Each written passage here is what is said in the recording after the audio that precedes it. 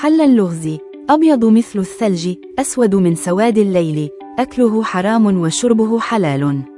لا تنسى الاشتراك في القناة وتفعيل الجرس. الإجابة هي الكفن. الكفن عادة ما يكون أبيض اللون، أسود من سواد الليل، يشير إلى ظلمة القبر.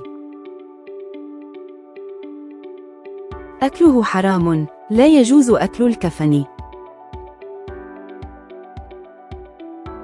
شربه حلال، يشير إلى ماء المطر الذي قد يتسرب إلى القبر. يستخدمه الرجال 3 مرات والنساء مرتين عند تغسيل الميت.